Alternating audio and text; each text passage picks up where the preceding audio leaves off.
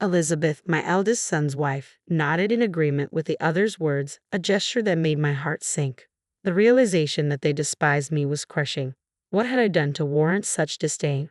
Hadn't I simply been fulfilling my role as a mother and mother-in-law? Where had I gone astray? Why was there so much animosity directed at me? Being told I couldn't attend their wedding felt like a stark indication of how serious the situation was, but I couldn't think of anything I might have done to deserve this. My husband is equally perplexed. It's beyond comprehension, after all the love and effort we've put into raising our children, to be treated this way. The disrespect from our son is unimaginable. I need to make them understand the pain of neglecting a mother. They will face the consequences of their actions. My name is Helen, and I am a 55-year-old homemaker. We have 2 sons. Our eldest, Michael, is a successful professional in the city, earning a significant salary as an elite. Our younger son, David, is quieter and prefers more delicate tasks, so he works at a local manufacturing factory. Although the boys used to get along well in their younger years, their relationship changed drastically as they grew older. Michael began to harbor a deep-seated resentment toward David, belittling him in front of us and even bullying him at school. Despite our repeated efforts to correct Michael's behavior, his attitude toward David remained unchanged. Now, with Michael's upcoming marriage, we received a message from him that his fiancée, Elizabeth, who works at the same company as he does, wanted to meet us. Michael had arranged a dinner for us to get acquainted with her. This news brought us some relief as we saw it as a chance to finally see our son off properly. Although Michael insisted that David should not attend, David himself was indifferent, saying, "It's easier for me that way." So my husband and I decided to get him a souvenir on our way back. When the day of the dinner arrived, we were led to an upscale restaurant where a private room had been reserved. As we entered the room, we found Michael and Elizabeth already seated, with Elizabeth exuding a strong presence. "You're late, Mom and Dad," Michael remarked. "Sorry, dear, we got a bit lost in this unfamiliar area," I said, trying to smooth over the situation. "Don't embarrass me too much," Michael replied, his tone sharp. Though his harsh words stung, I tried to brush them off, knowing this was typical of him. We settled into our seats and began to enjoy a truly extravagant meal, all the while overhearing the conversation between Michael and Elizabeth. Elizabeth, always attentive, seemed to anticipate every detail of our future plans. Michael couldn't stop singing her praises. "Elizabeth is remarkable," he said. "She's so organized and driven. If someone like her had been by my side earlier, I could have accomplished so much more. Elizabeth is a perfectionist, far superior to anyone else."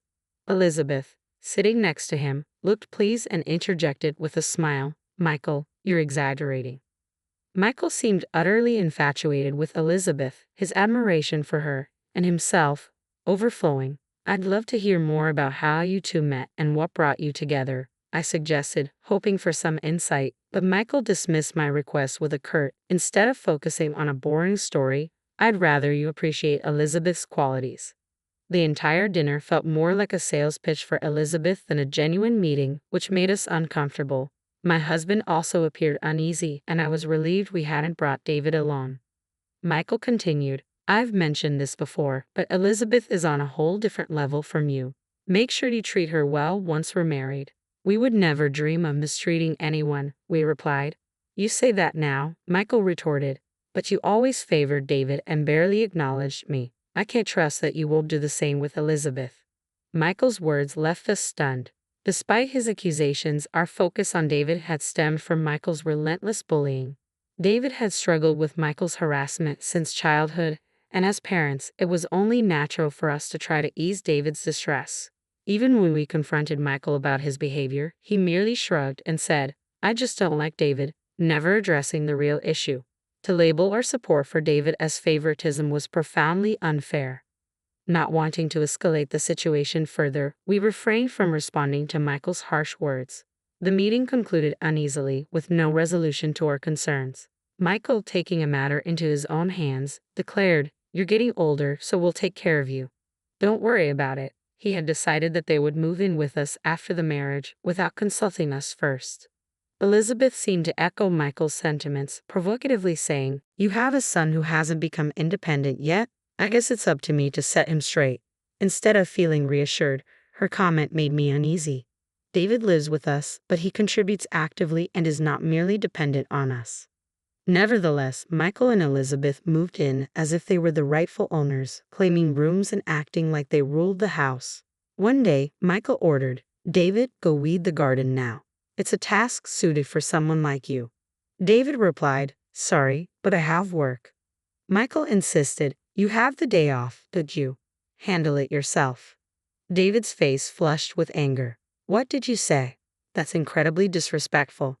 Michael's harassment of David grew more relentless, and though I found David's composed responses amusing, the situation was far more troubling than it appeared. It became clear one night, as everyone else was asleep, that Michael and Elizabeth were scheming to drive David and us out of our own home. I had gone to the kitchen for some water when I noticed the living room light was still on. I quietly approached and overheard Michael and Elizabeth's conversation. "When will this house finally be ours?" "Just a little longer. We need to ensure those nuisances don't come back. Once we get rid of them, I want to renovate. This place is really outdated." Michael laughed in agreement with Elizabeth, saying, "Exactly." I was stunned by their apparent plotting. I quickly consulted with my husband and David, realizing we needed to act fast to prevent the situation from worsening. In the midst of our panic, David spoke up, "Mom, let me handle this. I have a solid plan."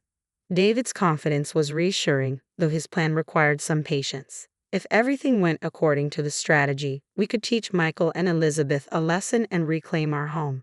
We decided to trust David's plan and move forward with it. Despite the ongoing issues, life continued, and Michael's wedding date was set. They chose a charming venue nearby. Although I had initially considered a countryside location, the venue they selected was lovely. "It's a bit pricey, but we can easily manage," Michael said with a chuckle, which irritated me, but I chose to remain silent. Michael and Elizabeth's antagonism toward David persisted, but David's mature handling of the situation kept it from being too distressing. As the wedding date approached, we were summoned by Michael and Elizabeth. Curious about the reason, David, my husband, and I went to meet them, only to be stunned by their announcement. "We don't want you to attend our wedding. If you do, we'll cut ties," they declared. I was taken aback, but I tried to stay composed and asked Michael, "Are you serious? Why are you telling us this now?" Elizabeth responded, feeling tears, "I'm just terrified of you all. I can't bear the thought of having such people at my wedding," which only intensified my discomfort. Michael added, "As I said, if you don't like it, we'll cut ties." "That would be a problem, wouldn't it?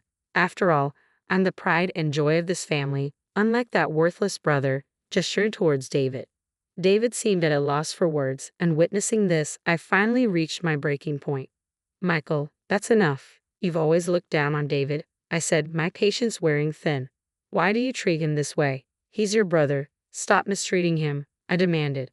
Michael and Elizabeth's hostility quickly shifted toward me.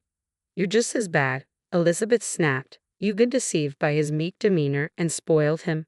This is sibling favoritism. It's always been terrible living here." "That's because you've constantly bullied David," I countered.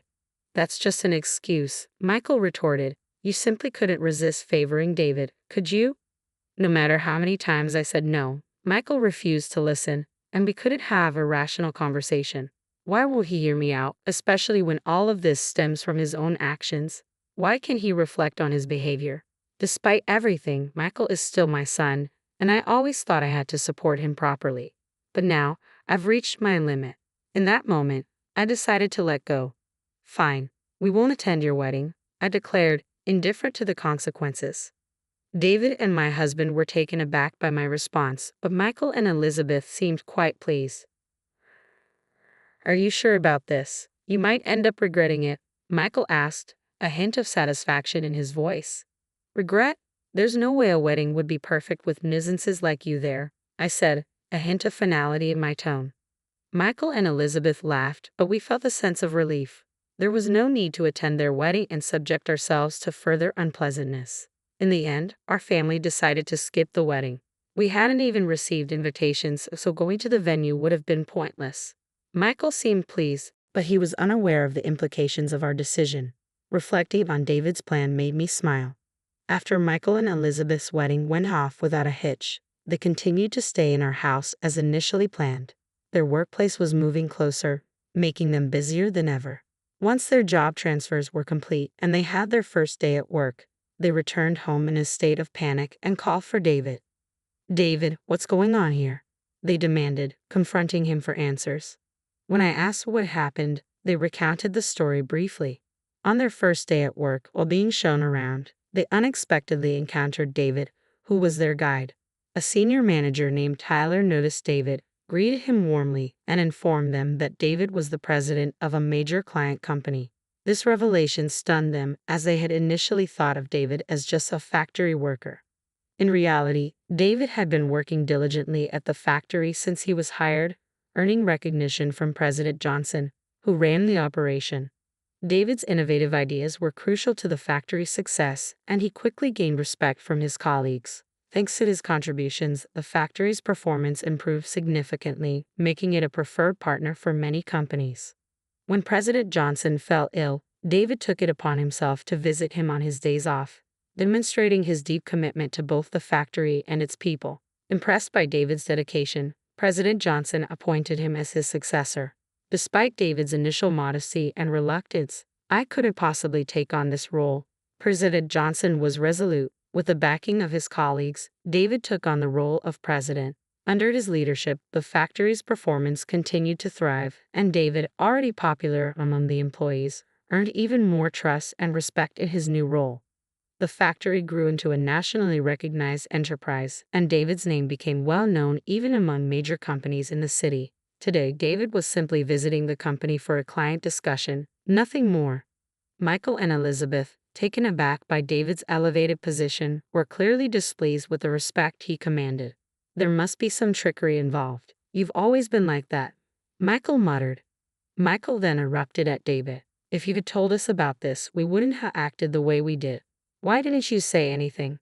Elizabeth, overwhelmed, broke down in tears. Their reaction seemed absurd. David responded calmly, "I achieved this position through my own efforts. It's really that simple. So why are you so upset?" David's nonchalant demeanor and innocent expression only seemed to enrage Michael further, who shouted, "Don't get cocky." David addressed Michael calmly. "More importantly, there's something crucial I need to discuss with you." With some effort, my husband and I managed to calm Michael and Elizabeth down and had them sit. David went to his room and returned with a set of photos, which he spread out on the table. "First, take a look at these," David said, placing several photos in front of them. The images showed Elizabeth with a flamboyantly dressed man, clearly evidence of her infidelity. Michael's reaction was immediate. He began to thrash around, shouting, "This can't be true." Elizabeth, visibly shaken, began to tremble as she faced the evidence. "Since she was to become my sister-in-law, I had thought it wise to do a background check, and this is what it revealed." With such clear proof, there was no denying the truth. Confronted by David, Elizabeth had no choice but to apologize immediately. "I'm sorry," she said. Michael, in shock, could barely process what was happening. "This is what happens when you don't look beyond the surface. Nobody's perfect," David remarked, his smirk causing us to stifle a chuckle. Overwhelmed by despair, Michael sank to his knees while Elizabeth's insincere apologies echoed through the room. Eventually, Michael and Elizabeth divorced, an outcome that seemed inevitable given Michael's unforgiving nature. After the affair, Elizabeth was anxious about the alimony demands, but her parents covered her financial obligations. Despite this, Michael's emotional wounds remained unhealed. The shock of the divorce led him to leave his job, and since then, he has isolated himself in his room, emerging only to eat and barely interacting with anyone. Whenever David was around, Michael would react with a fearful "he" and quickly retreat. It seemed that the incident had left Michael with a deep-seated fear of David. The family held several discussions about how to handle Michael's situation. In the end, it was agreed that we would sever ties with him. While this decision will undoubtedly impact Michael deeply, our patience has worn thin, and we find it hard to forgive his selfishness after everything that has happened. A few months later, Michael was forced to leave the house. Despite his desperate pleas and tears, begging for forgiveness, we could no longer consider him part of the family. His response, though heart-wrenching, felt justified given the circumstances. Meanwhile, the three of us are enjoying a more peaceful life without any disturbances. Even though my husband is retired, we live comfortably, thanks to David's continued support. We are deeply grateful for our thoughtful and devoted son, David. Moving forward, we are committed to being a loving family for him for as long as we can.